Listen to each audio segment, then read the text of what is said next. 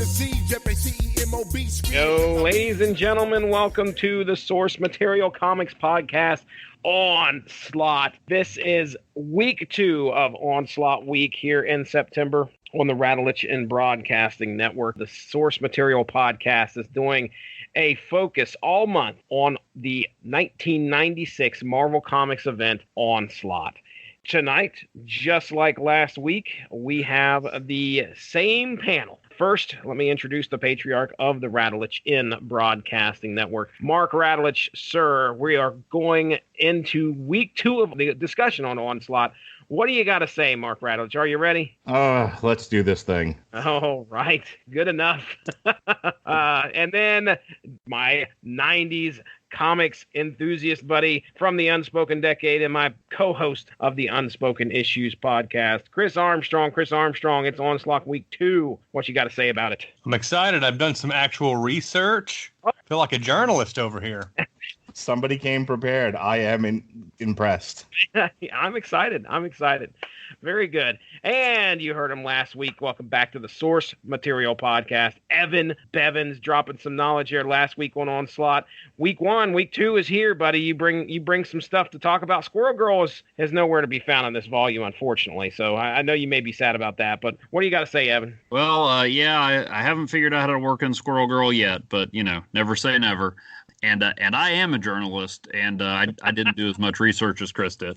But I did scour the back issue bins at Comic Sense here in Belpre, Ohio, and came up with Spider-Man number 72, which I never actually read the first time around. So. Oh, okay. Yeah, that comes up. What was that, like I think the third to last book? I think so. Yeah, that's one of the 36 Spider-Man tie-ins to this.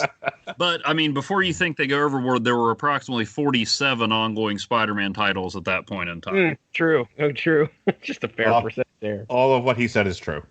Every little bit of it. So yeah, this is going to be volume 2. If you look for this trade paperback, you'll see X-Men at the top, and then it says Onslaught, the Complete Epic. This is book 2 down there in the bottom left corner. That's what we're going to be discussing tonight. So kind of where we left off last time is, and I listened to the podcast there earlier, so I may forget something. I don't know. But I know for a fact that we learned who Onslaught was. Onslaught was Professor Xavier. We got hints that Magneto may be involved, possibly. The rest of the X-Men and mutants were trying to gather forces. And we also realized that there were some people that Professor Xavier was kind of doing some research on.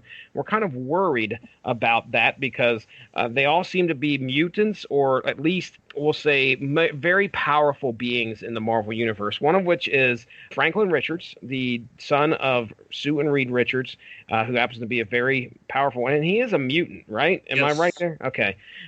So he happens to be a very powerful mutant. Also, the future son of Jean Grey and Cyclops. That is, well, actually, I shouldn't say future son. He was their son, sent to the future. This is Cable, the Nathaniel Summers.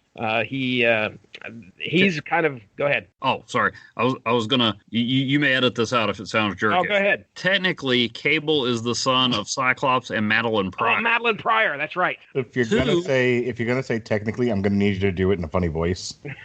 Technically. Thank you. Also, just an aside, I think X-Man, who is basically Cable from another reality, had a little romance with Madeline Pryor. So do with that what you will. So the other powerful mutant just happens to be X-Man. And it looks like Professor X has been doing some research on him as well. So that's kind of where we left things. Onslaught has made his appearance, and then he kind of left with the Dark Beast in tow. So we know that there's some dirty dealings going on between those two. As yes, the Beast that everybody thought was the Beast turns out to be the Beast from the Age of Apocalypse universe. We find out, and along with I believe all of the X-Men find out that we had a kind of a traitor in our midst there. Not only was it Xavier turning into Onslaught, but it was also Dark Beast was doppelganging. That doesn't sound good. He was putting on a facade. He was acting like the regular Beast. But anyway, there you go. So caught everybody up. Trust me, if you just go back and listen to our first episode, we do a tremendous job discussing what happens in each of those. So Tremendous. Yeah, tremendous. We're hopping into volume 2, and I'm going to give a really quick, this is a one paragraph of what happens in all of these. So book 2 mainly focuses on the impact Onslaught has on the Marvel Universe. On the mutant side of things, the X-Men fly to Muir Island to learn all about the Xavier protocols, while Wolverine and Elektra learn about the main impetus of creation of the being that is called Onslaught. At the Xavier Institute, Nate Gray, or as we all know him, X-Man, and X-Force are preparing a defense for Onslaught, but find they have to try to survive an attack from Mr. Sinister instead. And X-Factor battles the Dark Beast, a Hank McCoy from an alternate reality, rescuing the real McCoy. Yeah, I got that one. Got that from the book. Rescuing the real McCoy, but failed to stop the launch of many Onslaught-altered Sentinels. Now, just real quick, ladies and gentlemen, Sentinels were a human creation, I believe, that was made to police mutant affairs. Well, Onslaught got a hold of them, reversed their programming, so now they're going to be policing human affairs. Now across New York, the presence of these giant sentinels are everywhere, placing the city under martial law. Mainstays like Peter Parker, Ben Reilly, Punisher, and even the Green Goblin are feeling the impact of Onslaught's machinations. I'm sure it's just a phase. Good one. So there you go. That is what we read here in these 9 issues, 10 issues, 8 issues. It collects Excalibur 100, Wolverine 104, X-Factor 125 and 126, Sensational Spider-Man number 8, Amazing Spider-Man number 415, Green Goblin number 12, Spider-Man number 72, X-Man number 18, X-Force number 57, and Punisher number 11. I have two questions. All right. Yeah. 2 questions before we start. Evan or Chris, please answer this one question. Did there come a point where Marvel just plumb ran out of writers, and when they were trying to create characters, they were like, fuck it, we'll just turn all the villains into heroes, and we'll put 97 versions of the same character in there because we can't create anything new? Did I miss something? I mean, I don't think they ran out of writers, but most of the rest of that sounds accurate. Okay. Actually, there were still a slew of original characters in the 90s, and some of them did not have guns. Everybody who appeared in X-Men in the 90s had guns except the ones that had swords. Yeah, that sounds about right. As I was reading this, I was like, I don't know what the Clone Saga was. I don't know. All I know about this Ben somebody Spider-Man is that Ben Cologne hates him. I know 2 things about Ben Cologne. He's an artist who does his own comic book, and he hates the Ben Urich Spider-Man or whatever the hell his name is. Ben Reilly. The long story short is that Amazing Spider-Man 125, he fought a clone of himself. He was like, wait a minute, am I the real one? Well, I must be, because I love Mary Jane. And then somebody was like, hey, let's bring that back. And then somebody was like, you know what would be cool is if the Spider-Man everybody had been reading for 20 years was the clone. And then everybody reading the comics was like, hey, that's a horrible idea. And so then they were like, nah, he was the real one the whole time. Yeah, pretty much. I mean, that was one of my notes, was as we get into the Spider-Man issues, there is a lot of reference to the Clone Saga. Obviously, you got to. I mean, if you're just popping into Spider-Man, Sensational Spider-Man, or something like that, and you have no idea what's going on, and you realize that there's 2 Spider-Man running around, you got to have an explanation. So that's got to be explained every single issue. But we'll talk about that here in a second. So, yeah, Mark, you didn't know about the Clone Saga. You probably had no idea you're probably in the dark like I was with Mystique and Sabretooth as to why in the world they were on X Factor. That made sense. Okay. What didn't make sense was who was the guy in the Green Goblin costume and why was he helping? Okay. He was Ben Urich's nephew, Phil. That sounds like I made it up, but I did not. And that's really all I know, except he had some sort of super-powered laugh, and he showed up a few times off and on over the years. Yeah, this is not your Osborn Green Goblin. This is somebody who found, I think they said this in the book, that he found the mask of, was it Harry or Norman? It was Norman Osborn's mask, right? So, anyway. Probably would have been Harry's because Norman had been dead for like 20 years. Okay, all right. Yeah, I remember they specifically said whose mask it was. Okay. But I don't think I should ask any more questions because this is going to end with me walking into the woods to live deliberately. Okay. You going to build a treehouse like Wolverine? It's already started. Mark Radlitz's fingernails are growing long and toenails are growing long as we speak. Well, that was happening before all this. All right, well, let's talk about Excalibur 100. Excalibur 100, Onslaught Impact 1, London's Burning. Story by Warren Ellis, Casey Jones, Randy Green, and Rob Haynes. In this issue, there's a pretty crazy storyline that they are actually in the middle of, involving the Hellfire Club, supernatural artifacts, and a plot to silently control the population. But in the middle of all this, the X-Men, Jean, Psylocke, Cannonball, Cyclops, and Angel, arrive at Muir Island to talk to Moira McTaggart about Professor X going insane and turning into Onslaught. Moira tells the team about the Xavier protocols, which involves the plans for a psionic suit that Xavier created in case he ever turned evil. The team also discover that the Xavier protocols were also ways to kill the X-Men as well. You know, really, just briefly, I'd say 80% of this book should not have been in here. It was filler. This would have been something that we would have seen 2 panels of in the first volume, but now we've decided to stick. Complete Onslaught Epic. That's true. I mean, we can't get away from the completeness. Oh, well, you want the full issue? Here's a double-size issue 100. Okay, so Warren Ellis told this whole story, but we are dropped in the middle of just a completely separate storyline, and really the only thing that matters here is the fact that the X-Men show up to find out about the Xavier protocols. So it's like after that dramatic call that Jean Grey sent out, Excalibur's line said, "The party you have dialed is not available. Please go to Muir Island for some exposition." Please do. Please do. So what do you think about these Xavier protocols? Well, the Xavier protocols are apparently Professor X's thoughts on what to do if certain mutants go out of control, including himself and most of the X-Men. You know, it kind of shocks everybody because, you know, I'm sure there were some times in the X-Men's history where Professor X wasn't that great a guy, but this was before revealing Professor X was a total jerkwad was, you know, an ongoing X-Men plot device. Yeah. I mean, yeah, in more recent years, we found out, oh, yeah, there was that other team of X-Men he had that all died before he brought in Wolverine and everybody. And then, like, 2 weeks later, it was, oh, yeah, and the Danger Room was a living thing that he enslaved because, hey, really good training. But back then, he was pretty much a saint. So the idea that he was coming up with ways to kill off the X-Men, while practical, I mean, he wasn't actively plotting their murders, but he was like, hey, if they go out of control, this is something you know, that we need to be prepared for.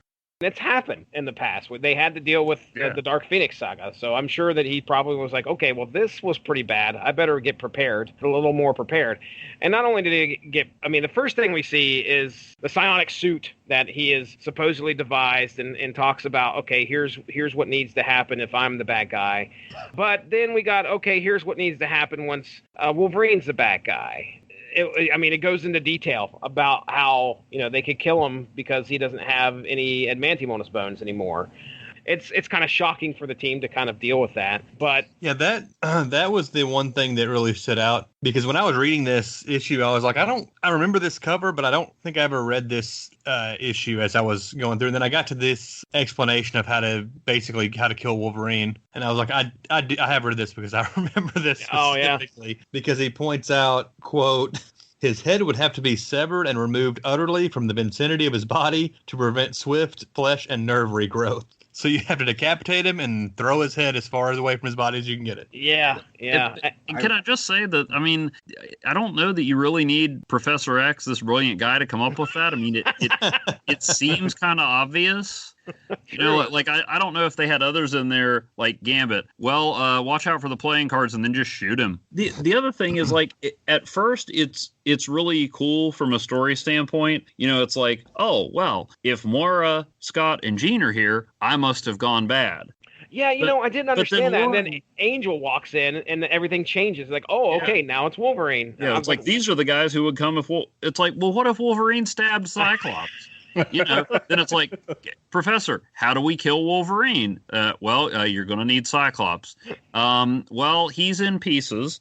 I mean, like, from a storytelling standpoint, it's cool. It's like this thing, like Xavier's predicting all this stuff. And I don't want to bash people's ideas, but it's like, suppose that, Cyclops was in the can when they unlocked that protocol. True. And, what if Jubilee walked in and it's like, oh, well, this is what happens if the Blob has diarrhea. I mean.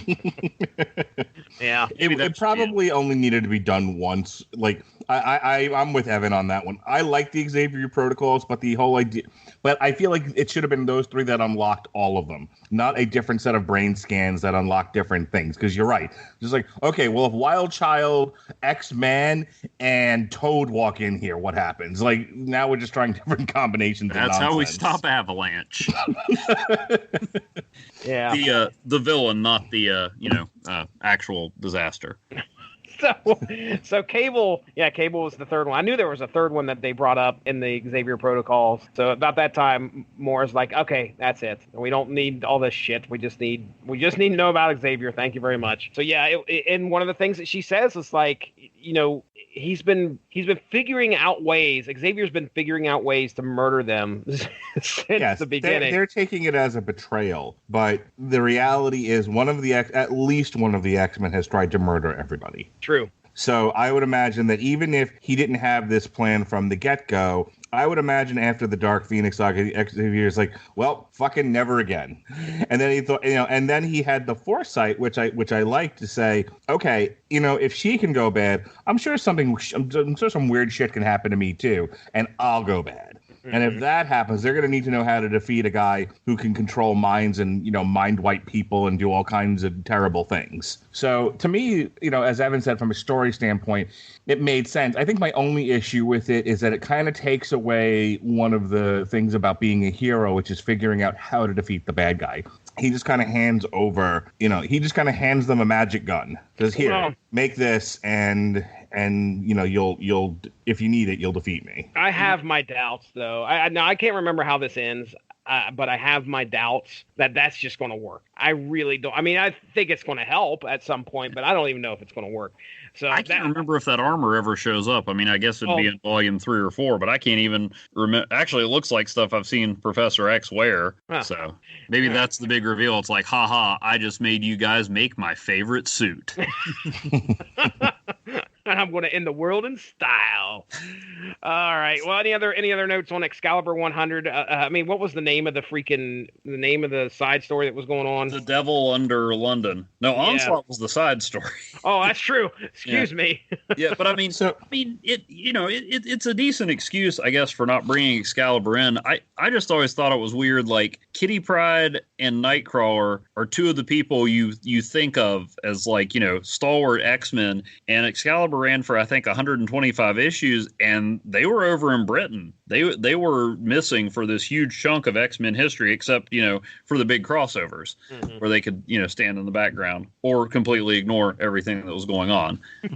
I was going to ask, like, when did Excalibur stop being the funny X-Men book? Because that's when me and my dad were collecting it. Yeah, and we found those that first run of Excalibur where they were a bunch of silly pantses to be really entertaining. And then I'm reading this and I'm like, what happened to my Excalibur? Well, these guys are too serious.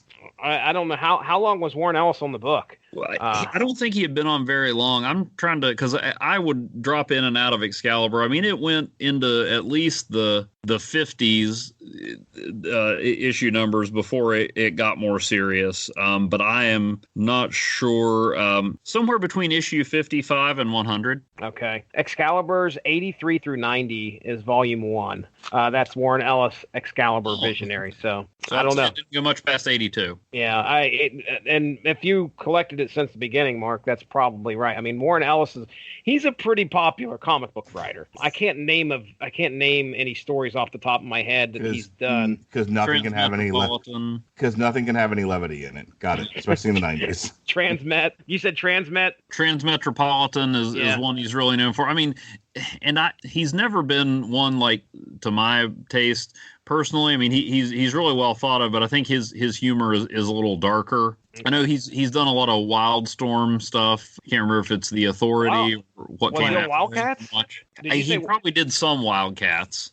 He just did the Wildstorm book that That's DC's right. been publishing recently. And there's a new Wildcats that he's supposed to be writing. It was supposed to come out like in any time, and then they canceled it like a month ago. So it basically got pushed back. But yeah, he did the Planetary, which is one of my favorite comics. I remember it being pretty decent. I think he's really hit or miss. I've read a lot of comics of his that I thought were really good, and then a lot that I'm not a big fan of. All right, well, let's move on. Unless anybody else has anything on Excalibur 100. We're going into Wolverine 104. This is a script by Larry Hama, by the way. Wolverine number 104, Onslaught Impact 1, Emperor of the Realm of Grief.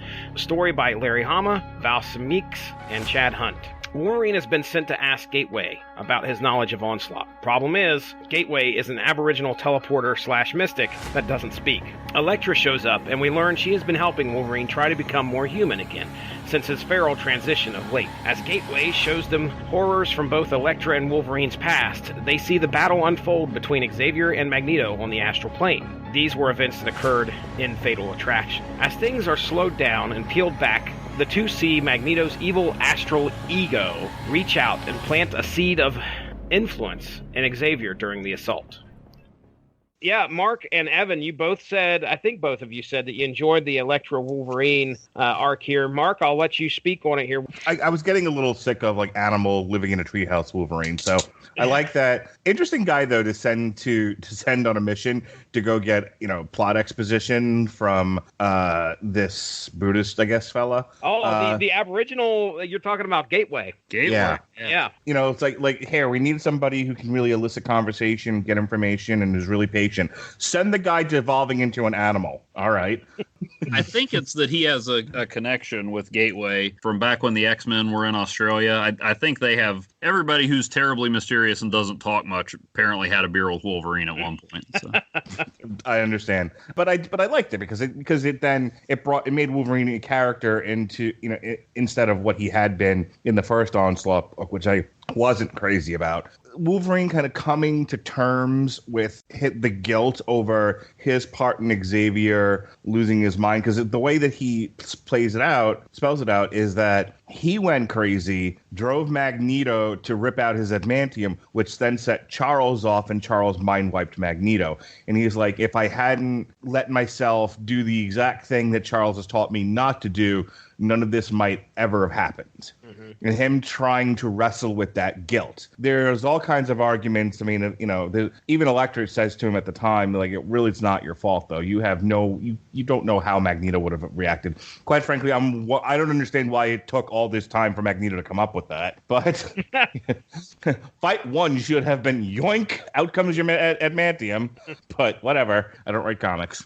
But also, Elektra, with her storied past, I like that she was kind of like a sympathetic ear to Wolverine, and that she was sort of balancing him out. I don't need every page in every comic to be a lot of fighting, the punchy parts, as they say in Doom Patrol. I like that this was a psychological, emotional struggle for Wolverine, and to a lesser degree, Elektra. I thought that was all good stuff. Yeah, Chris, I had you written down here, man. You had a something to do with Onslaught's origin and the Wade Lobdell conflict. So, whichever one you want to go with first?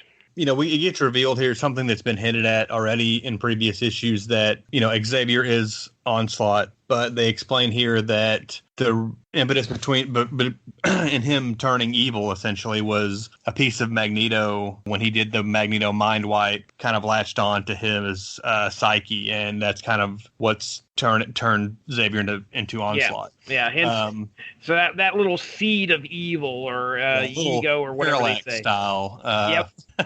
Exactly. With Jeff Johns, I guess, kind of. I don't know that he swiped this, 10 years later, but it's pretty similar to what he did with Hal Jordan and Parallax. Well, now that you mention that, did they? Am I imagining this, or was there not a debate over whether or not this was in Charles all along? That yes, this like parasitic thing jumped out of Magneto into Xavier, but I think there was also this argument of there was always something in there. It just took all of this for it to come out. On our last episode, I remember us talking about how in one of the panels it showed Xavier and and Evan actually has a toy, an action figure that has Xavier in the back not a toy, Jesse. Sorry, my bad. Collectible. It's sitting right beside my computer. My bad. But yeah, Xavier was inside of Onslaught, so we were kind of thinking that they're two separate beings. But the other what brought on that argument that debate as well was that, okay, you said that you liked it better that Onslaught was born of all the strife that was in Charles Xavier. But what we think here's the way I take it. I think that little bit of evil ego from Magneto got into Charles Xavier's psyche, and then it was that it was that TNT or that gunpowder to start the explosion. So I'm sure that it took a combination of both. Because I was gonna say I'm okay with it being both. I'm not okay with it just being he'd have been eating apple pie and good to his mother and voting Republican had he just not been bitten by a parasite from Magneto. That's ridiculous. I'll agree with that. I think it was kind of in there as a bit of a get out of jail free card, like a way to go to eventually restore the status quo, as much as it's like, nothing will ever be the same again. But we've talked about we want to exactly like Chris mentioned with Parallax. It was Hal didn't do all that stuff. Mm-hmm. It was a yellow bug. That's right. Yeah, we talked about broken characters on here before. Things where heroes go cross that line. And I mean, when Hal Jordan was breaking necks of Green Lanterns and ripping off hands and fingers and rings, you're like, Pat Mullen ripped the comic in half. He's a little emotional. He got upset. So there was, there's that point where can you bring a character back? So you're right. I think that's exactly what it was. It's just kind of, okay, well, hold on a second. So we're in agreement that it's a little bit of both, but especially because they want to have an out to say, no, Professor Xavier is a saint. I'll agree. The reason I wanted to bring it up specifically is I remember reading interviews with, Mark Waid, who co-wrote the X-Men Onslaught, and it was his idea, I guess, to make Xavier Onslaught and make him the traitor. And originally he didn't want that angle of Magneto infecting him. He wanted to just make Xavier the bad guy. And I remembered it being a conflict with editorial that they were like, no, we can't do that because this is Professor X. I guess essentially they were saying we're gonna have to bring him back eventually. But the research that I did was trying to track down exactly where the conflict there was. So I went through and found a CBR article. Now, I hate CBR in general, but we will fight them here. There was a column running a couple of years ago. It says April 4th, 2016, where G. Kendall was basically looking at old Wizard magazines and just kind of breaking them down and talking about the contents. And so this was from Wizard 59 in July of 1996. An aside, we asked last week, we were wondering if it was common knowledge that the Avengers and Fantastic Four, the Heroes Reborn stuff, was going to be a reboot type deal. And apparently that was common knowledge because it says in the Wizard news section, Marvel headlines the news with the announcement the Onslaught crossover will lead into Heroes Reborn, and that Marvel's focus during the Heroes Reborn will be the heroes left behind, such as Black Widow and Quicksilver, etc. Have a hype for the Onslaught crossover, which has been trying to sell the idea that Onslaught is going to kill half of the Marvel universe. And I do remember those taglines, Onslaught's going to kill half the Marvel universe. So apparently that was known that, like, at the end of this story, they were going to be gone and they were going to have their own continuity, separate from the standard Marvel universe. And then there was a second Wizard article, same author, Wizard number 65 in January of 1997. And there's this Q&A with Scott Lobdell, who is the co-writer of the X-Men books with Waid. And I'll just quote what he had to say about the Onslaught Xavier stuff. Scott Lobdell is interviewed offering his views on the recently completed Onslaught crossover, which he acknowledges was difficult for him to co-write. Lobdell disagreed with the efforts of, quote, unquote, some people. That's Mark Waid. To portray Xavier as, quote, this conflicted under the surface evil who has been dishonest with himself, unquote. and state that it's not his inclination to, quote, tell a story that's draped in this kind of cynicism. So the conflict, I guess, was between Lobdell and Wade. And Lobdell won, probably because editorial wanted to be able to redeem Xavier down the line. I also found a blog, Secrets Behind the X-Men. It's a Blogspot blog.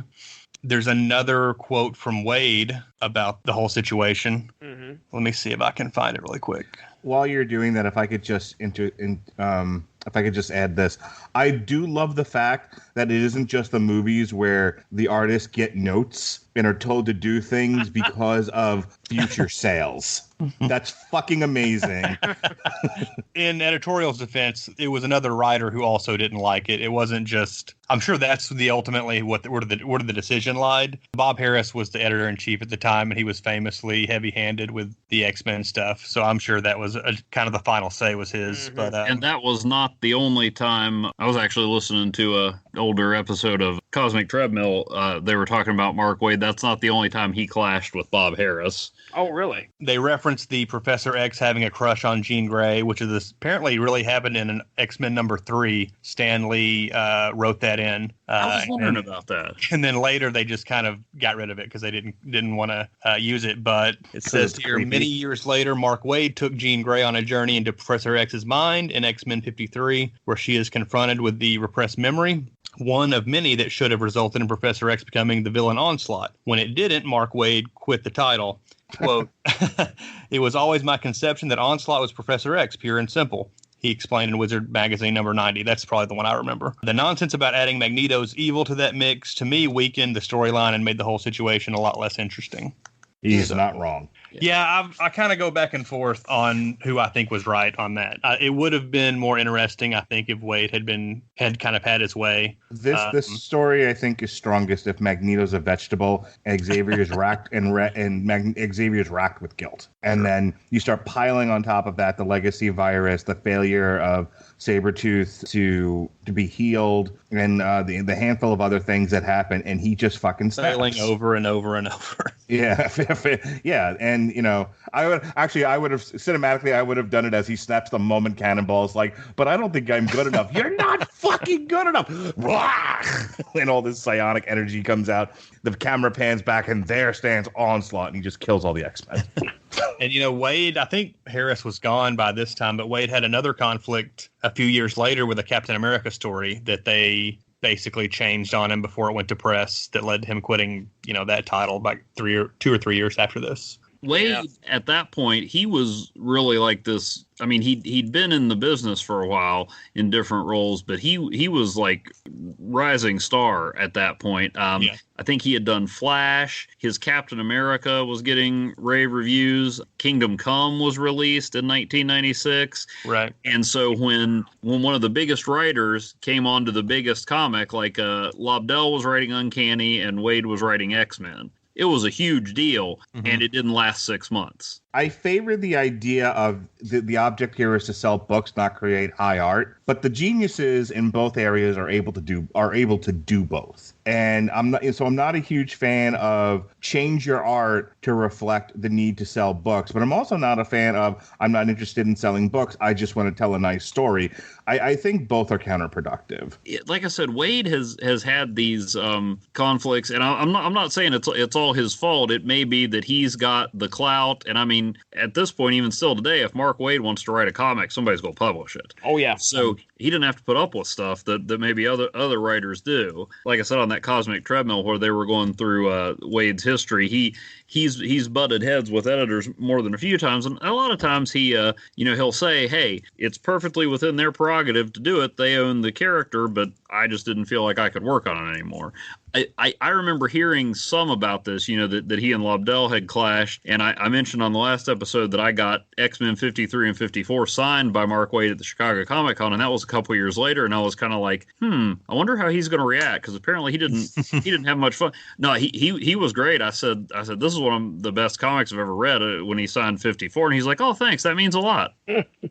Oh, he's gracious. That's great. That's yeah. Awesome. All right. Well, let's move on. We'll go to X Factor 125, and I'll do 126 also. X Factor number 125, Onslaught Impact 1, The Ticking Clock. Story and art by Howard Mackey, Jeff Matsuda, and Al Milgrom. In this issue, we jump back to a conversation between Onslaught and Dark Beast, McCoy. McCoy tells him he has someone in X Factor that can help their cause, and it turns out to be Alex Summers, brother to Cyclops, who also goes by the name of Havoc. McCoy also convinces Fatale to teleport Sabretooth, Mystique, and a functional Sentinel to their side. However, the mutant team X Factor is planning on tracking the Sentinel down. During all of this, Jean Grey's transmission plea for help goes unseen. X Factor finds the Sentinel and faces off with Fatale and their former leader, Havoc. Another traitor in their midst, a team member by the name of Random, shows his hand. Forge finds out there are other Sentinels there, all prepared to launch against humanity. Another Onslaught lackey by the name of Post enters the fray, and as X Factor battles, they look in horror as the Sentinels fly into the air.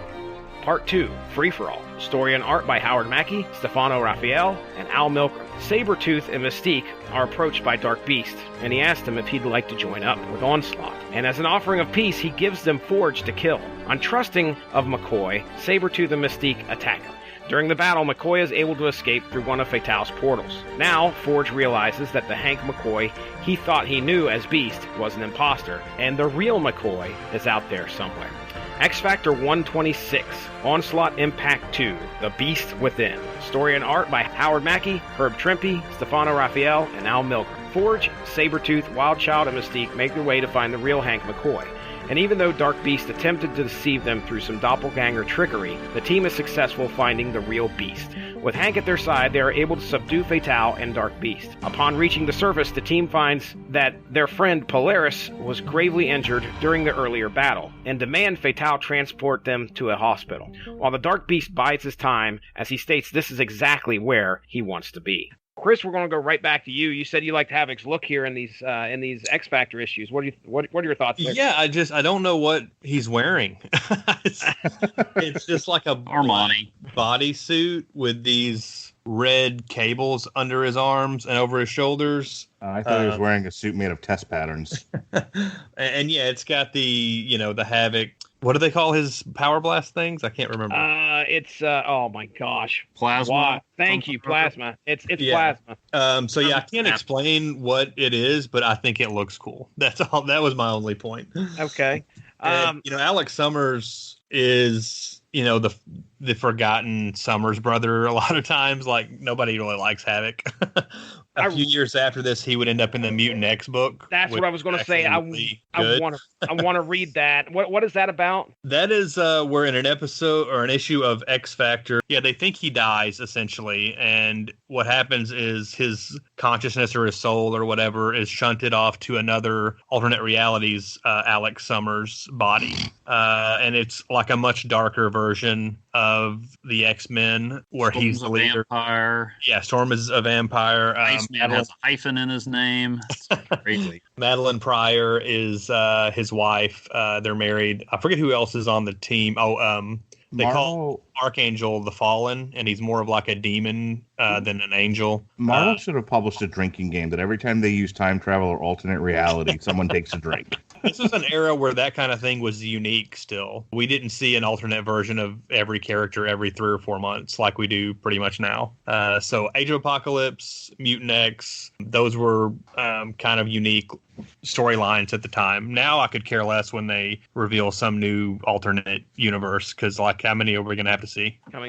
Although Howard Mackey wrote Mutant X, Jesse, so maybe they want to steer clear. I don't know. Jeez. But it was really good. It was only supposed to last 12 issues, and it did so well. It sold well, and it was well received. So they extended it, and then it kind of went downhill after that because it was initially just supposed to be a 12-issue arc. It had an ending planned and everything, and then Havoc was going to come back. But because they wanted to keep it going, it got stretched out, and it kind of petered out after that. But yeah. Quick question, just because this was confusing me.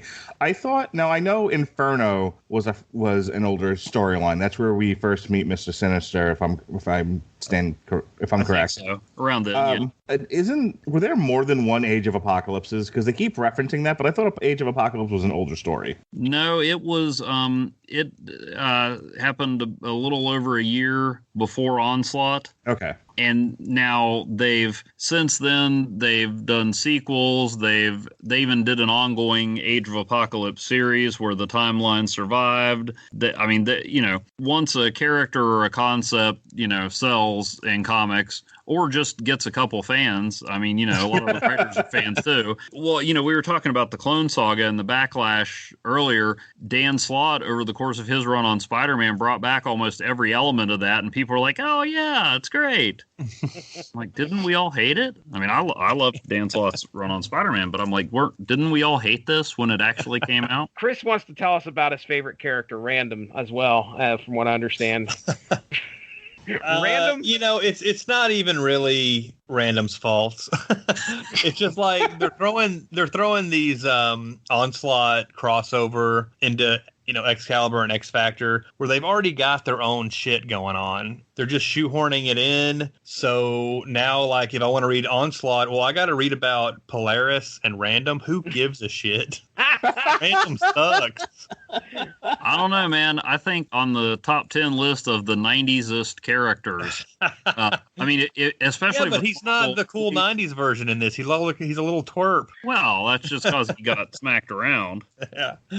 This was Random, the character that when we were doing Fatal Attractions, I was like, who is this dude? Like, we talked about him in that. Yeah. All right, I thought so. He's got the do-rag and, like, his weird... He looks like Death Blow. He looks like a messed up arm gun. But then when he gets beat up, he turns into a teenager, apparently, with I don't know, a stupid haircut and shades. Another issue that could have been, if we're going to do what we did in issue 1 or the first trade paperback. I mean, this trade would have only been like, I don't know, half the size of book 1 then, and people would have been upset if he would have just cut everything out that didn't have anything to do with Onslaught, and that was a lot. I do like Jeff Matsuda's art. I'll say that. Okay. He does the first half of the first X Factor book, and then some other guy takes over. He's okay, but I like Matsuda quite a bit. Yeah, and X Factor and Howard Mackie, okay, just saying. I honestly think when we hit the Spider-Man issue, I had no problem with that. I know I put this on the chat, but I'm going to say it here so our listeners can understand. I think Howard Mackie's, what he's got to try and do is he's got to try and cram in all this backstory all at once so you understand where all these characters are coming from in the X Factor. And X Factor has like 120 members, I swear. Back then you weren't guaranteed that everything was going to get collected in a trade 2 months later. Exactly. Yeah. Exactly. He crams all this stuff in there, and there was I'm trying to get through this today, so I'm like, I got to finish this book before we do the podcast. That would probably be a good idea. So I'm reading through X Factor 125, and I'm just like, this is a double-sized issue. Shoot me now. But, I made it through. And then when we hit the Spider-Man issue, that wasn't as bad. And I think the reason is because he only had 2 characters. The Sentinels are kind of one note, and then you have Ben Reilly and Spider-Man. So everything seemed to flow a lot better there. So I'll give Howard Mackie this. I think the problem was he just had a lot of stuff on his plate he had to get across. Evan, tell me about the final showdown between the beasts. You said you liked that because real McCoy has showed up finally. Yeah, I love that, and that one stuck with me for a while, although I remember it being a bit longer. Yeah, that lasted like a page and a half. Yeah, but so they have the thing where Sabretooth, and can I just say that Sabretooth, I mean, he had been hanging out with the X-Men for a while. They kept playing with the idea of making him a hero, and I don't know that he's heroic so much as he just he just wants to be evil on his own time, so where the Dark Beast is like, go ahead and kill Forge. He's like, kill who I want to kill. I'm not going to kill somebody just because you tell me to. But I just think Sabretooth is like, oh, hey, I'm going to do my own thing. Putting aside the fact that in Onslaught X-Men, we saw the real McCoy get free. He makes his way out of there somehow, and I was like, there's got to be a missing issue because I notarized my way out of that one. Okay. The person that he saw was Dark Beast, who was like, get back in your hole. I totally confused Wild Child and Sabretooth. I honestly thought they were the same character. Well, Wild Child, let me get off on that tangent. Wild Child didn't come from Age of Apocalypse, but he's in there because of Age of Apocalypse, because he was an Alpha Flight character. and or at least that's where I am first aware of him from. And in Age of Apocalypse, someone was like, you know what will be cool is if we make Sabretooth a hero and he's got a mini-me chained to him the whole time.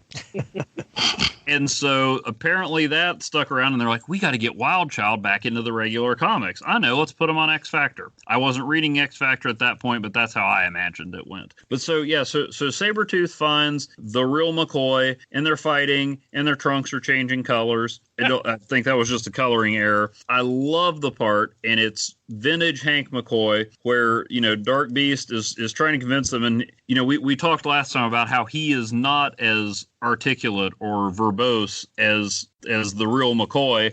Forge is like, yeah, I'm starting to think Sabretooth might be right. And Dark Beast goes, stars and garters, man. Use the brain with which you were blessed. I'm the real McCoy. He's the imposter. And that's when Hank loses it. He's ripped up in a wall.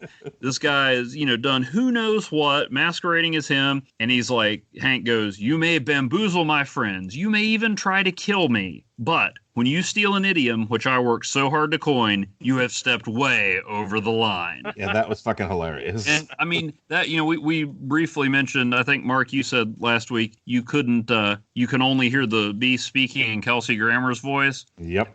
I had a lot of issues with X-Men 3, but when Kelsey Grammer said, oh, my stars and garters perfectly, I was like, yes, this is an okay movie. The lowest it's going to get for me on IMDb is a 6 because they nailed the most important part. Agreed.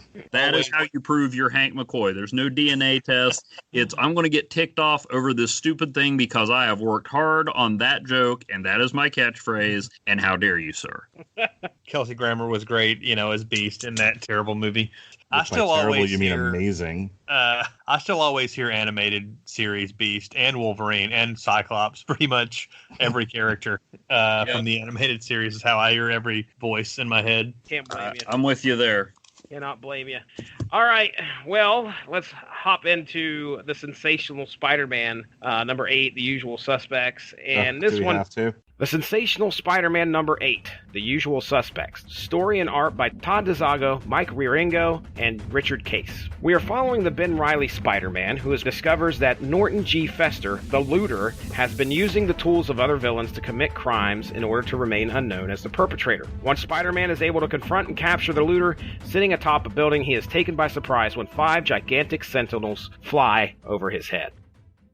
Yeah, the last panel is Spider-Man, the Ben Reilly Spider-Man, looking up and seeing all these sentinels. Well, there's like 5 sentinels fly over his head. And that's they easily could have just used those last 2 pages the way they did with the Fantastic Four issues in the first volume and whatnot. All they had to do was do that. But I was going to say, I'm glad this is included because I'm always down to read any comic that Mike Ringo did the art on. Yes. I don't know how familiar any of you guys are. I'm sure Evan's pretty familiar with him. Passed away about 10 or 12 years ago, early, unfortunately. But I was a huge fan of his, and he draws a great Spider-Man. He's got a really cartoony, I guess, art style. In the best way. Yeah, in a great way. All right, well, let me just slip in here and talk about the Sensational Spider-Man controversy, because this was something that I wasn't collecting at the time it came out. Again, there were 47 Spider-Man 47. Yeah. So I caught this from the wiki. I'm going to read this. That's why they cloned him. That's no wonder. No wonder. Peter couldn't handle that workload on his own. No, he could not. Starting to feed her out. So, yeah, this was about the most interesting thing I could find about Sensational Spider-Man. It says in the initial 7 issues, 0 through 6, January through July of 1996, were written and penciled by Dan Jurgens, who had helped revive interest in Superman for DC Comics in the mid-1990s.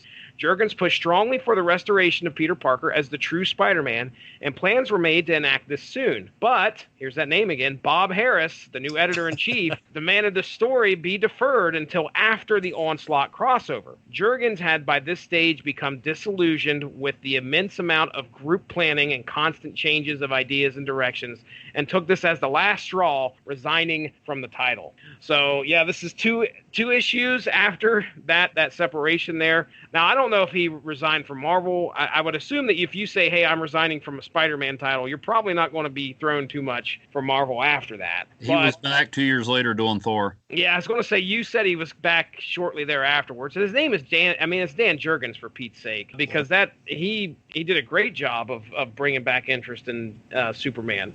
So anyway, it is odd that he would cite groupthink or whatever, considering those Superman titles were essentially you were writing a fourth of a story every month. Oh, true. That's true. Maybe that started becoming more of a thing after he left Superman, but I'm pretty sure it was going on when he was there. Yeah. Where each issue it was basically a weekly Superman book. Mm-hmm. And then we get into Amazing Spider-Man 415. Amazing Spider-Man number 415, Onslaught Impact 2, Siege. Story and art by Tom DeFalco, Mark Bagley, Larry Mousted, and Al Milgrom. The Sentinels declare they have been ordered by Onslaught to lock down the city under martial law, just as Peter Parker was leaving the hospital with his wife. As a Sentinel attacks Peter, he escapes with his wife, but other masses of Sentinels wreak havoc across New York. Peter Parker has been having problems with his powers, and while on the run from a Sentinel, he loses his powers yet again. However, when this happens, the Sentinel no longer consider him a threat and leaves. Meanwhile, Ben Reilly dons the Spider-Man costume to try and bring some order to the neighborhood he is in, as rioting has begun. However, he is soon targeted by another Sentinel. Battling the Sentinel, Ben is able to overcome it by completely ripping its head apart, and he plans to bring the fight to the rest of the Sentinels in the city. I really didn't have much to say about this one. Neither did you guys. I mean, there wasn't anything I listed here. Ben Reilly dons the Spider-Man costume to try and bring some order to his neighborhood, and then battling the Sentinel, Ben is able to overcome it by completely ripping its head apart, which was pretty cool to see Ben Reilly get in there and show how strong he was. Get to see him use his impact webbing, which was a Dan Jurgens creation. I like the Ben Reilly Spider-Man costume. You know, it's really similar to the standard costume, but it's its own unique thing. And I'm always down to watch or to read a Mark Bagley Spider-Man comic. So it's not essential reading. I mean, I guess it's the Complete Onslaught, so they threw it in there, but it's got some fun action stuff with him fighting Sentinels in it. Yeah, this is really what we get into here. These next few issues, aside from X-Men 18 and X-Force, our heroes dealing with the Sentinels coming to New York City. And so that's really kind of how Onslaught is impacting the Marvel Universe. I was just going to throw in, for all the people downloading this podcast specifically to hear me talk about it, Volume 2 was the only one I couldn't get through my library, and I did not pick up any of the Spider-Man and Punisher titles the first time around, so I am out of the loop on these. Okay, all right. So my thought on this, on Volume 2, is very much, that the writer in the writer's room, they're all sitting around a table going, when we do these crossovers, there's really not a lot of thought put into, well, what are the other superheroes doing during these big event moments? What if we dedicated entire books to just that? And it's like, and now that they've done that, never do it again. just tell the story. Oh. I don't need to. And while Onslaught was happening, Joe Schmo did, really? Well, they still pretty much do that, but now rather than having those stories run in their main titles, they do, now it would be Spider-Man Onslaught 1 through 3. Oh, yeah. Show what Spider-Man's doing. Age of Ultron, AU1. Yeah. And I'm like, oh, yeah, right. But it does give the writers and artists of the main books the option to not jump into the big crossovers, and they can kind of keep doing their own thing. So doing their usually those, Age of Ultron Spider-Man or whatever are usually garbage and not worth reading. So. And a lot of times they're collected in a separate, like when I was reading the ones I had for this, because, there's some interesting stories, but nothing that really trips the main story. I thought maybe it would have made more sense to do like an Onslaught Phase 1 and 2 trade and an Onslaught Impact 1 and 2 trade, because in one of the ads they had like a checklist and it had different orders and even left some of them out. I think some of this was kind of arbitrary. I don't think these were all planned to be read in a particular order. I mean, some of them obviously depend on others, but I was just buying stuff as I saw it. It wasn't, except for a couple of them, and like they'll say continued in this issue, but otherwise there's not a strong through line on some of these, if that's even a term. Here's the thing. If you really want to tell what some of these heroes were doing during the Sentinel attack in New York, 2 pages. Yeah. 2 pages was all you needed. Agreed. In like a main Onslaught book. Meanwhile, in Manhattan, and you see the superheroes fight the things. Okay, we get it. I don't need an entire book dedicated to this. Yeah, I'm really kind of scared of what we're going to get in part 3. I mean, I don't know what it's going to contain. I can't remember. Fucking damage control. It goes back to the main story. Yeah, at least we'll get some X-Men in the next volume. Okay. Oh no! At this point, I'm hoping we get an entire. I'm hoping Volume 3 is all damage control, but like damage control doing city planning, damage control doing debris cleanup, damage control starting to erect buildings, damage control applying for permits.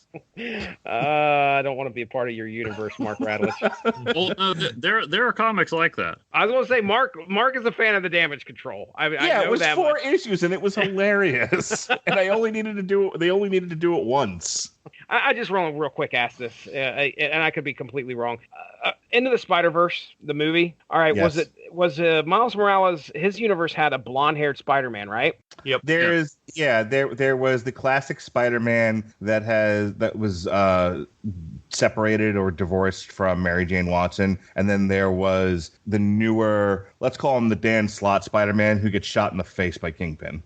Okay, but he was blonde-headed. He had blonde hair, right? Right. Okay. Now Ben Riley in the 616 here, if you notice, has blonde hair. Mm-hmm. Maybe and of course during the Clone Saga, they were saying he was the actual Spider-Man all along before everything else got turned around. But what if the blonde-headed Spider-Man in Spider-Verse was actually Ben Riley, but no clone? Jesse, you just blew my mind. Jesse, were you in the writers' room getting high with them when they came up with this concept? All right, Green Goblin number 12. Here we go. Speaking of, let's not focus on every single character in the Marvel Universe. Go on. Green Goblin number 12. Onslaught Impact 2. Even the Brave Can Fall. Story and art by Tom DeFalco, Josh Hood, and Derek Fisher. Nephew of Daily Bugle employee Ben Urich, Philip Urich is the new, not-so-villainous Green Goblin. A New York resident as well, he has been watching his city become overcome with Onslaught-controlled Sentinels. When Phil and his uncle make it to the Daily Bugle, it is attacked by a Sentinel, cutting the power and hampering their ability to get news out. It is at this time that the reluctant Phil Urich becomes the Green Goblin and takes the battle to the Sentinel. Getting his mask, the source of his power, knocked off during the battle, Phil begins to realize he may not be the hero he believes himself to be. Stealing himself, he reaches for the mask and puts it back on. Attacking the Sentinel, Green Goblin sends his glider through its head, destroying it. During this, Phil suffers a blow to his mask, rendering it inoperative, potentially ending Phil's stint as the Green Goblin as we know it. Phil Urich is the kind of guy who, if he were around in 2019, who's dead now, by the way. Yes. If Phil Urich were on Facebook, his Facebook statuses would constantly be like, "Just don't know if I'm going to make it today, guys. Having a real tough time today, guys." And just alluding to bullshit that he wouldn't actually talk about. Like, what a whiner. Poor guy. Phil Urich. I bought the trade of the Green Goblin solo book, which was like 12 issues a couple of years ago, thinking I would read it one day. And now I'm like, I'm never going to read this shit. Not a fan. Yeah. It's real. I mean, what, am I wrong? Was it not really bad? No, he definitely had his some of the other issues do have Scott McDaniel on the art, which is the main reason I bought it. So I can still thumb through it. Okay. But I don't know that I'm ever going to actually read it. So anyway, yeah, Green Goblin shows up. He tries to do a few things. He gets real emo, and then his mask gets broken. All right, good deal. Spider-Man 72. Spider-Man number 72. Onslaught Impact 2. The World's Gone Mad. Story and art by Howard Mackey, John Romita Jr., and Al Williamson. On a rooftop, Peter Parker, just narrowly escaping death from a Sentinel, is trying to get some good pictures for the Bugle, when in swings his clone, Ben Riley, being chased by Sentinels. When it appears Ben is going to get caught, Peter throws something and hits the face of a Sentinel, getting its attention. Now, both Peter and Ben have to rely on each other to eliminate the 3 Sentinels that are after them. When Ben takes a shot to the back, Peter helps save him, and the two make a plan to destroy the Sentinels. Ben disables one, and Peter uses his on-again, off-again spider powers to detach a Sentinel's head, swinging it into the other two. Now Ben and Peter must focus on ridding the city of the rest of the Sentinels, and also join the Avengers and X-Men in fighting Onslaught. This is where Ben Riley and Peter Parker team up and take out some Sentinels. So I don't have any notes other than Clone Saga, Clone Saga, Clone Saga, Clone Saga. Right in the thick of it. I just the cover. That's the one I track down. The cover says this month's must-read Marvel comic, and in a lot of the ads for it, they were talking about how Onslaught would affect the rest of the Marvel Universe, including ending the career of the new Green Goblin and setting in motion the events that would lead to the return of the one true Spider-Man. And I'm like, oh, so this must be pretty important. Yeah. I mean, it was a good story, but It's just them beating the crap out of Sentinels. I don't. Yeah, which when Romita Jr. is doing it is great. But yeah, I mean, it's not bad, but it just. Why put that tagline on it if it's not going to be like this crucial, Spider-Man beats up Onslaught finally? Oh, crap. Okay, bring it on. But God, wouldn't that be hilarious though? I'm just like, oh, we have this huge X-Men crossover, these really powerful mutants, and Spider-Man takes out Onslaught. Like, what's going on, guys? What's the problem? Cosmic Spider-Man could do it.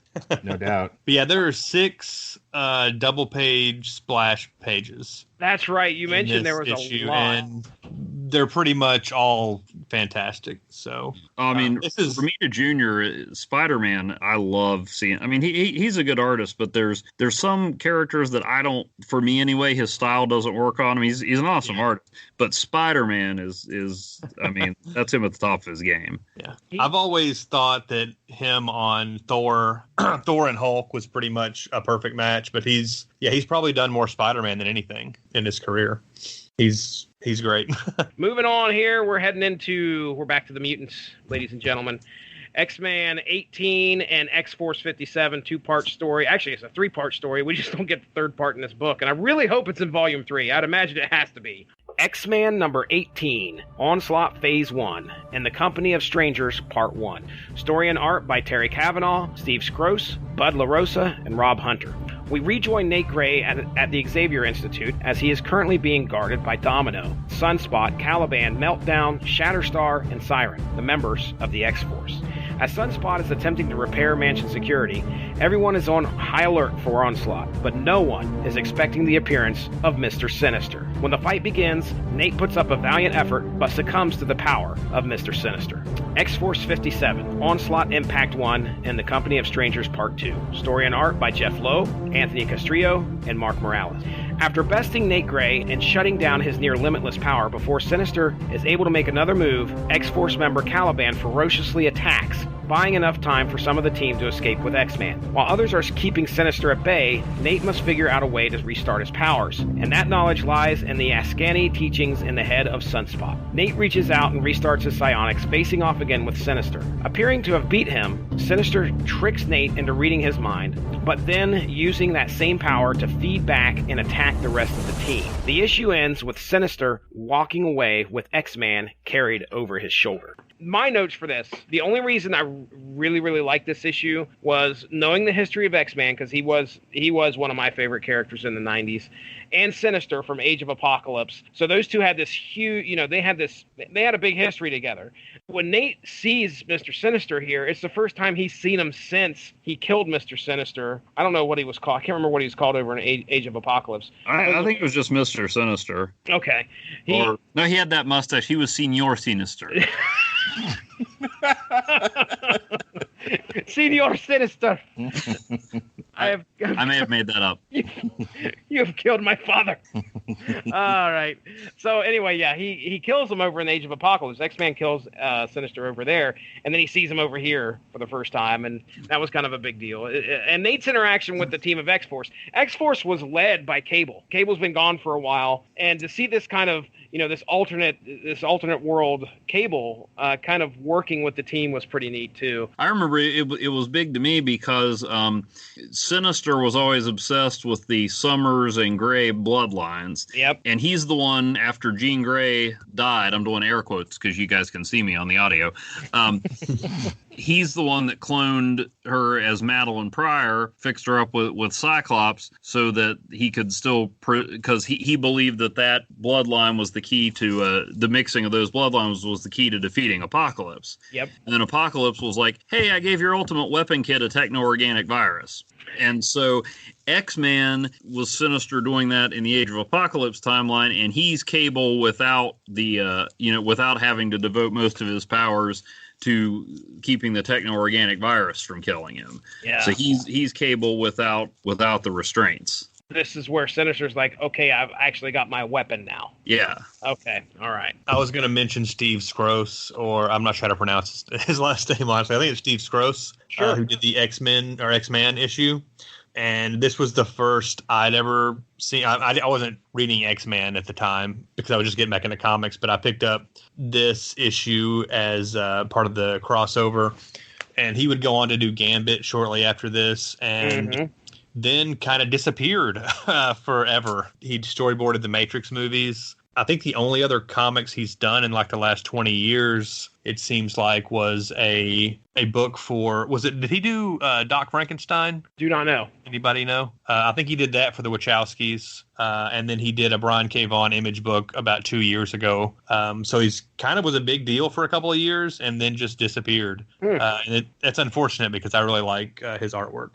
Yeah, it's definitely different. This is really not him at his best, honestly.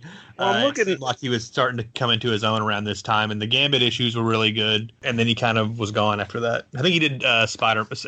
He was doing one of the Spider-Man titles for a while too. Okay. Isn't it weird? And this just might be for you guys, but I mean, we have a lot of this story taking place in Manhattan and New York City and all that.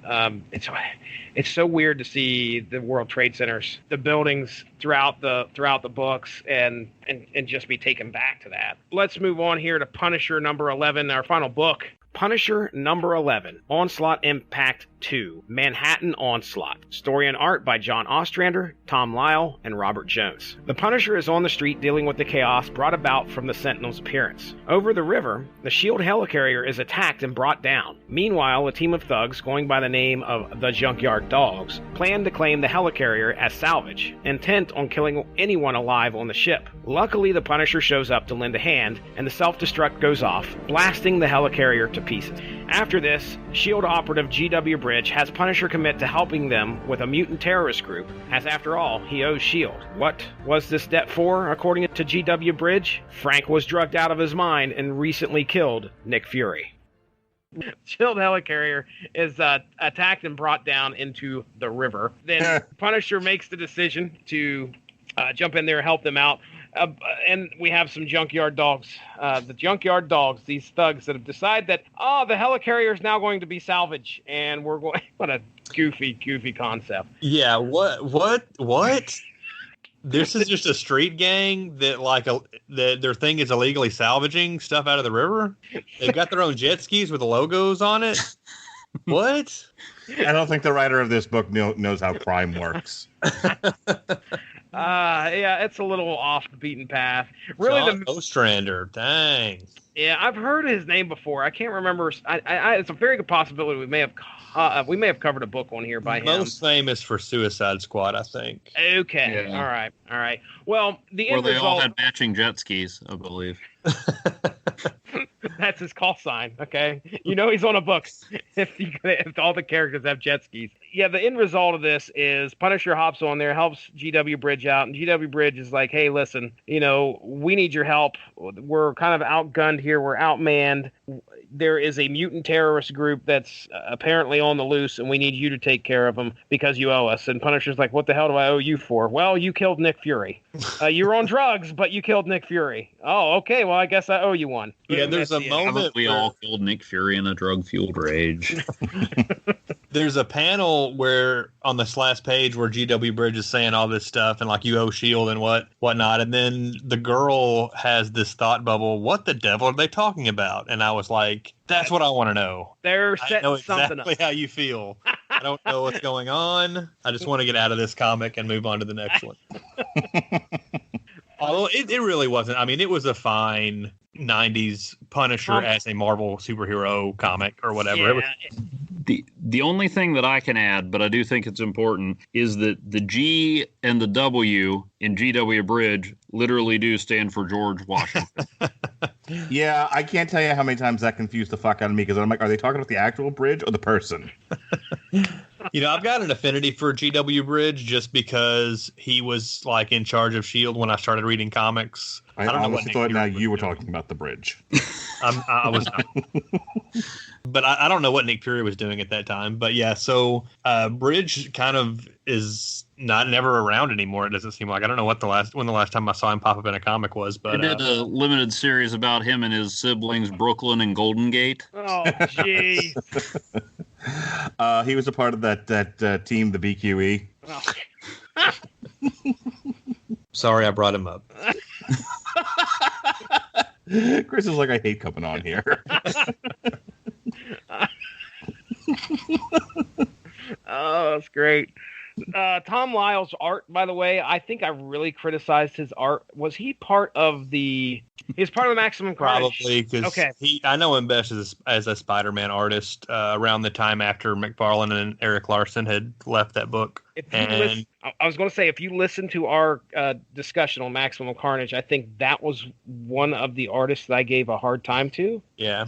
And I think in this issue, I was really worried when I saw his name, and I'm very surprised. He's come a long way, if that's the case. Well, that was 93 with Maximum Carnage, right? 93, 94? 94, I think. Mm-hmm. And we're a couple years afterwards, and I mean, he's really improved. And it seems like this is more his speed, more of, street level hero, or, the SHIELD agents and stuff like that, the gang, not so much Spider-Man type superheroic stuff. I don't know that he's best suited for something like that, but he does a fine job with this issue. It's fine.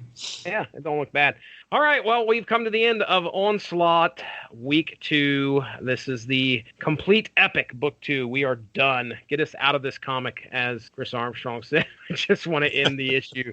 Let's go around real quick. Final thoughts. We'll get into plugs. Mark Radulich, final thoughts on the Book 2 of the Complete Onslaught Epic. The stuff that dealt with Hank McCoy, the Xavier Protocols, Wolverine, and Mr. Sinister was fine. That's all stuff I liked. The stuff I could have done without was entire issues dedicated to Spider-Man fighting Sentinels and dealing with this clone fella. Okay.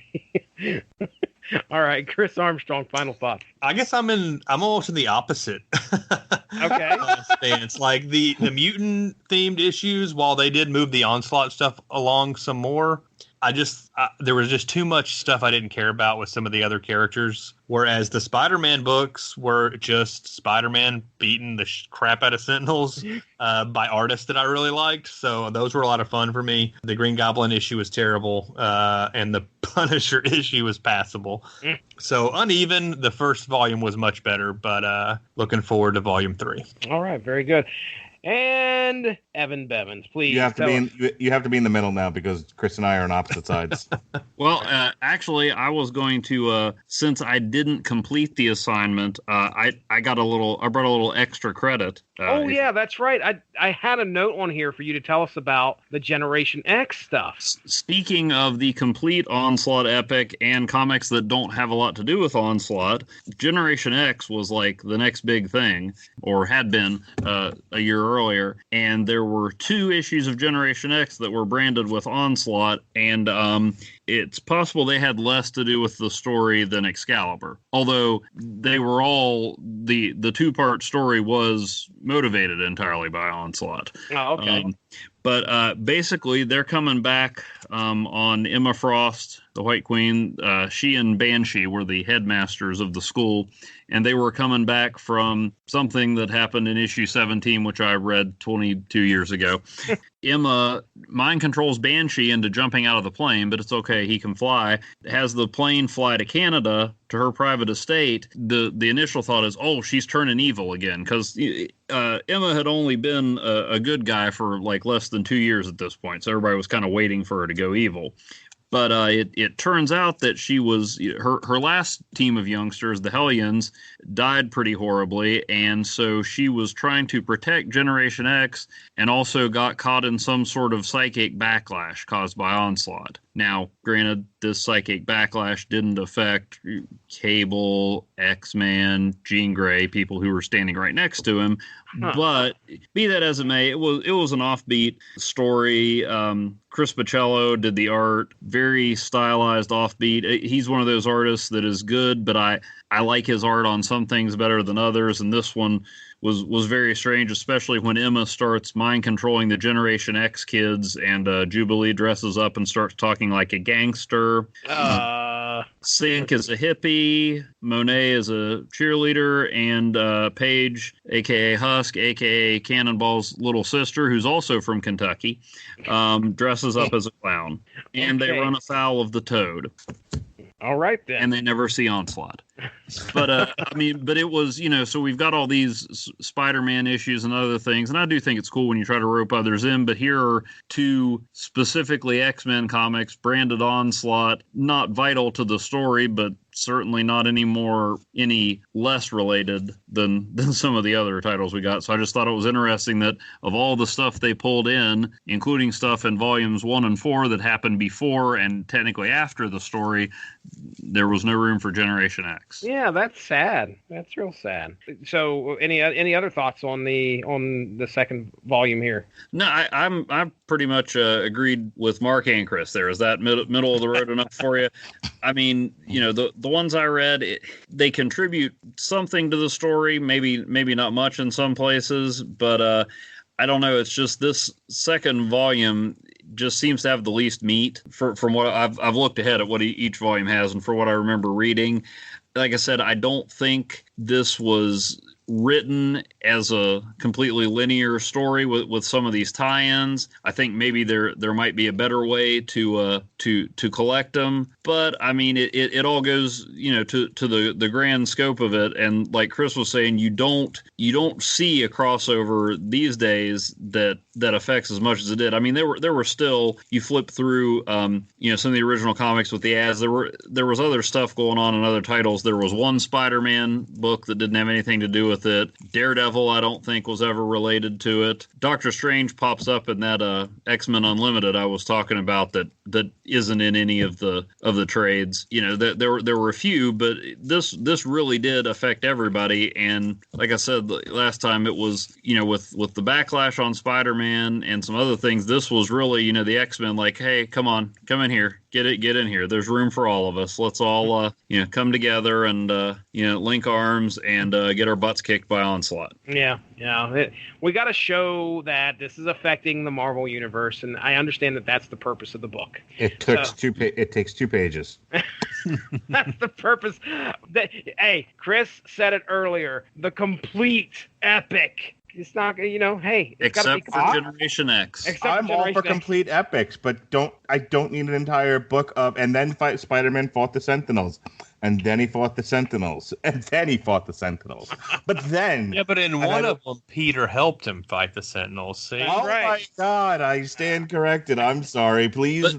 But at least that issue was all about Peter Parker fighting the Sentinels. I mean, Excalibur had a good excuse not to answer the phone, but, I mean, that one, you could have lifted 6 pages out of it. Yeah. So at least those other ones, they were doing their thing, helping the fight against Onslaught. It's true. All right, well, that brings our discussion of Volume 2 to a close. We're going to be talking about Volume 3 there next week. Better get to reading. Start reading now, because if you end up like me, you're going to be wishing you had a third holiday again next week. Yeah, I was ahead of the curve on the last 2. I haven't read any of Volume 3 yet, so I'll be trying to rush. I had to fit all of today in to finish like 6 of the 8 issues that were in this. So I'm glad we had a holiday in order to get this discussed. Maybe a hurricane will hit Ohio and you can stay home too. Maybe, Mark, maybe. All right, let's get into plugs. We'll start with Evan this time. Evan Bevins, let everybody know where people can find you, what you got planned, what you doing. Well, I'm doing really bad at plugs right now. Yeah. Let's Goes see. without saying, literally. Got support group, a webcomic about a support group for people with lame superpowers in case your origin doesn't turn out the way they show it in the comics. You can find that on Facebook and on Webtoons. I also write for Graffiti, West Virginia Entertainment Magazine, where I talk about various comic topics. Let's see, this month might be who the Marvel Cinematic Universe can tap to replace Spider-Man, although I think they're still going to get a deal done. But Cross your fingers. just in case. Yeah. Hint: gravity or Squirrel Girl. There, I did it. Lord. There it is. Squirrel Girl would be in line with their current modus operandi. We don't have any male superheroes. What are you talking about? Hashtag woke. But Squirrel Girl's awesome. That's the thing about Squirrel Girl. I'm not debating that. Yeah. Let's see. And I guess with Titans Season 2 getting ready to come out, I'll be writing to folks who maybe aren't as familiar with comics about where Deathstroke comes from. Wait, I thought Deathstroke came from the Arrowverse. He was on that island. Yeah. Okay. he was a late addition. At some point, they were like, hey, you know who doesn't have any enemies? Green Arrow. The Titans aren't doing much now. Let's give him Deathstroke.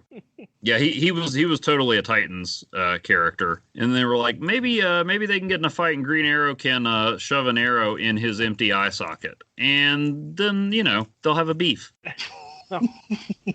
Brilliant. Chris Armstrong, let everybody know where you're at.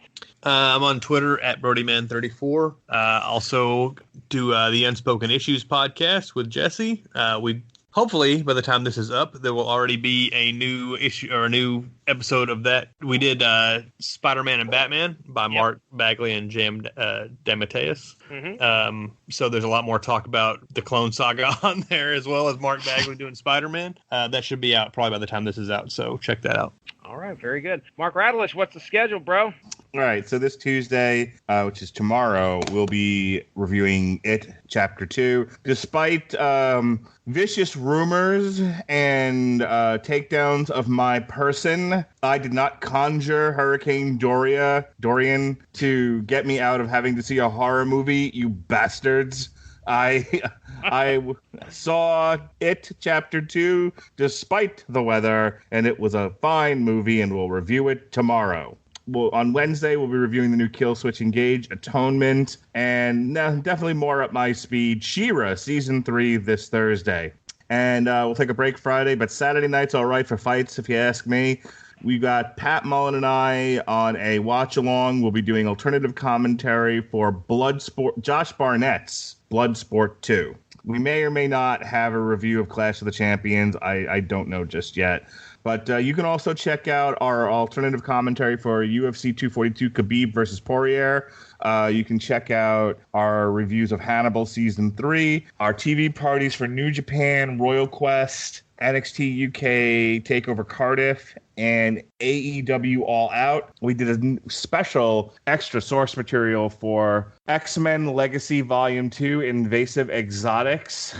Happy Jack, Jesse. Happy Jack. Mm-hmm. And speaking of Happy Jack, Jesse and I got through painfully Legion Season 3, and we talked all about it last Thursday, so go ahead in the archives and check that out. Check out the Patreon. Mark Radulich said nobody goes there. We haven't had time for everybody to go there yet. Trust me, all sorts of great content over there. You can pay $1 a month, listen to Podcoin, probably make that back, and then everything evens out, and you get extra bonus content along with it. I mean, I don't understand why you're not doing that already. But yeah, check out Podcoin. We're on there. Listen to podcasts, get paid for it.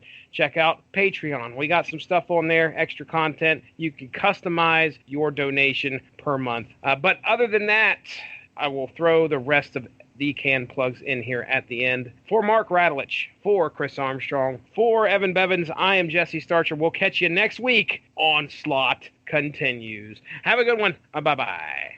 Hey, everybody. I really do hope you love the Radulich and Broadcasting Network. Did you know that you can actually get paid just for listening to this podcast? I know it sounds insane, but it's true. We just discovered this free new app called Podcoin, and it literally pays you to listen to podcasts. Here's how it works. You listen to podcasts, and you earn Podcoin while you listen. Then you turn that Podcoin in for gift cards at places like Amazon or Starbucks, or if you're a good person, you could even donate that Podcoin to charity. The more you listen, the more you earn. Here's what you do. Download the app right now on iPhone or Android, and I have a special code for you. Simply use our code MARKWED5. That's capital MARKWED 5. Capital MARKWED 5. MARKWED 5. And you'll get 300 Podcoin just for signing up. And if you listen to enough of us on there, you can get a cappuccino at Starbucks or an Amazon gift card on us. So go ahead and go listen to this podcast or virtually any podcast on Podcoin and sign up with code MARKWED5. I swear it'll change the way you listen to podcasts. Thank you all for joining us. Make sure to give that Radulich in Broadcasting Facebook page a like to stay up on top of all the great podcasts we have to offer. We are at home on Spreaker, but you can also find us on iTunes, Stitcher, TuneIn Radio, and recently we have hit the air on Spotify. Find your favorite podcast platform and type in RADULICH to subscribe for some great content. If you enjoyed this show, please feel free to share and spread the word. And as always, we appreciate any feedback and look forward to entertaining you again soon.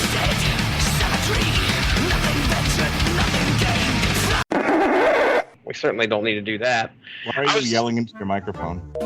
I'm looking at the cover to Excalibur number 100, and I think there's a chance Nightcrawler's naked. All right, you guys ready? Not if you keep yelling into the microphone. I thought. Fucking fix it. I'm just sitting over here being an asshole. That's fine. I feel like you're talking into your microphone through a megaphone. You're great just the way you are. Don't change a thing. I love you. Are we ready? For the Def Jam tour, let me hear you make some noise for Public Enemy. But, so, yeah, I got lost on there. I'm not sure. I have a question. Yes, Why sir. did Spider-Man have a curly mullet? Let's was get the to that. 90s. He looked like fucking Steve from Stranger Things. Yeah, I can see I'm it. not going to be able to unsee that anymore. Not any of the Osborns. Phil Urich it's not Ozzy. It's not Harriet.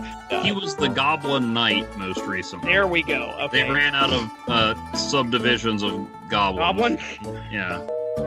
Strangely reminded me, and I'm gonna just say it was like, Ham Sandwich McFarlane. Really, all this is Punisher's hanging out on the street trying to take care of, whatever he's trying to take care of. I don't know if he's getting groceries or what. For him, and of course, These melons aren't fresh. someone's gonna die. Is it the Manhattan River, Mark? Is that what it is? Tell me yes. There's the Hudson River and the East River, so it's There's one no of those. such thing as a Manhattan River? No. I need to change my synopsis real quick. Can we get an entire series dedicated 100 issues long of Peter Pan fights the Sentinels? That Parker? Yeah, that's it. I'm gonna shut up before I say any more stupid things. Well, just like on the actual podcast, I'm going to mess up again here. All right, take it easy. You don't tell me to take it easy, bro. He did it again.